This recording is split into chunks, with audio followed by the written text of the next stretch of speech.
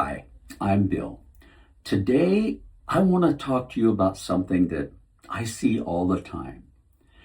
Men who perform at the highest level in every area of their lives.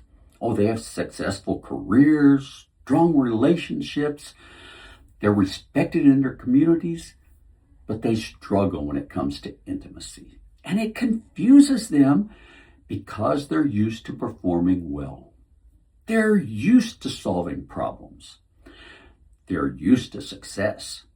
So why does this one area feel so difficult? For years, I was one of those men.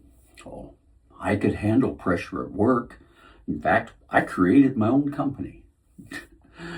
I could manage stress. That wasn't a problem. I could push through challenges.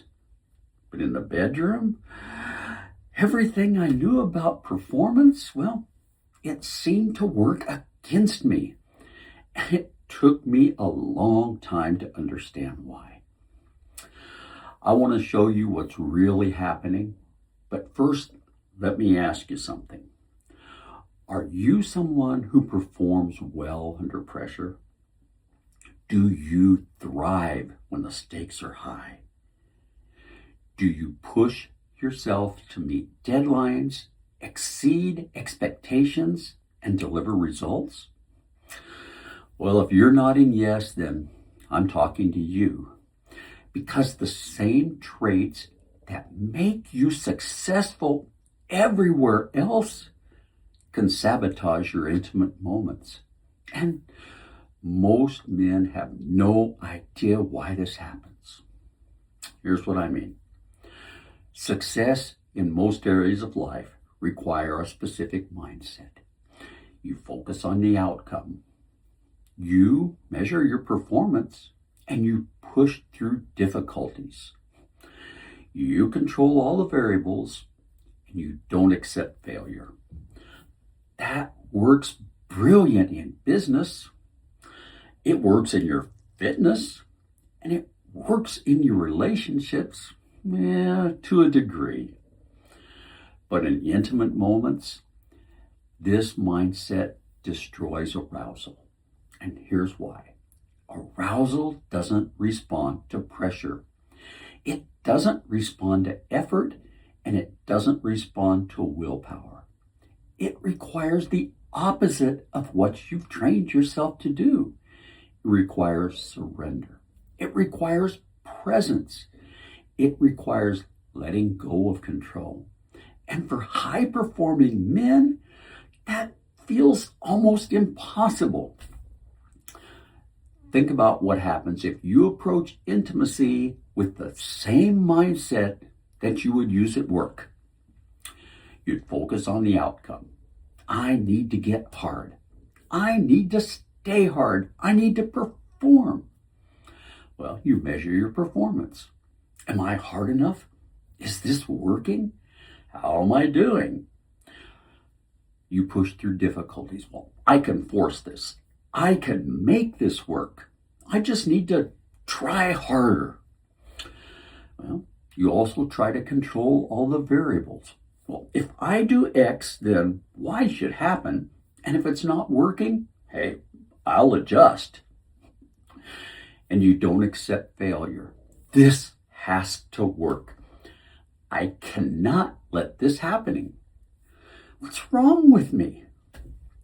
You see, every single one of those thoughts, that activates your sympathetic nervous system, your stress response. And when your stress response activates, your arousal shuts down. And it's not because you're broken, but because you're treating intimacy like a performance task. Well, instead of an experience. Hey, I lived it. For years, I was successful in my career. I was good at solving problems. I prided myself on being able to handle pressure. So when I started having issues in the bedroom, hey, I did what successful men do. I analyzed the problem. I researched solutions. I tried different approaches. I measured my results. And the more I tried to fix it, the worse it got because I was approaching it wrong. I was trying to perform my way out of a performance anxiety problem. I was trying to control something that only works when you let go of control. Here's what most successful men don't realize. The skill that makes you successful at work are not the same skills that make intimacy work. At work, you need control, focus. You need outcome orientation. You need measurement and effort.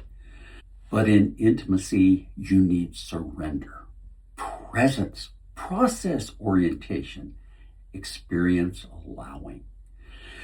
They're almost opposites.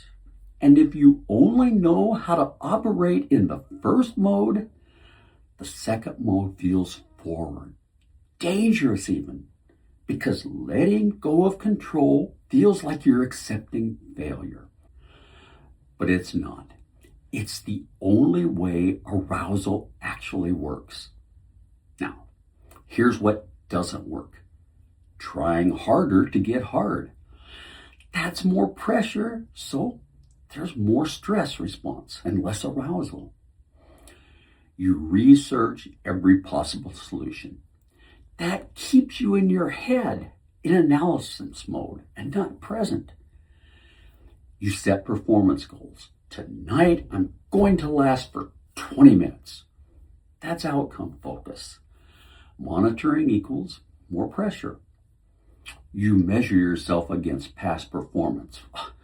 I used to be able to do this easily. That's comparison. And more pressure and more stress. All of these are high performer strategies applied with the wrong context. So, what actually works? You have to learn a completely different operating system. Not because the high performer mode is bad. It's excellent for most of your life. But intimacy requires something totally different. Here's what that looks like. Instead of focusing on the outcome, you focus on the sensation. It's not, am I hard enough, but what do I feel right now? Instead of measuring performance, you experience the moment. It's not how am I doing, but what's happening in my body. Instead of pushing through, you allow what wants to happen to happen. It's not, I need to make this work, but what does my body want to do? Instead of controlling the variables, you surrender to the experience. It's not if I do X, Y should happen, but I'm here, I'm present, I'm experiencing. Instead of not accepting failure, it's to remove the concept of failure entirely. It's not this has to work, but this is an experience, not a test. It isn't about becoming less driven. It's not about lowering your standards. It's about recognizing that different contexts require different approaches. The boardroom and the bedroom operate by totally different rules. And trying to bring the boardroom thinking into intimate moments, that guarantees the opposite of what you want. When I finally understood this, things started to change. Not because I became a different person, but because I learned when to shift modes. At work was high performer, outcome focused, controlled. In intimacy, it was being present, experience focused, surrender. Both are valuable, but you have to know which mode serves which content. And for most successful men, learning the second mode is the hardest thing they've ever done because it goes against everything that's made them successful. But here's the truth. True mastery isn't just being good at one mode.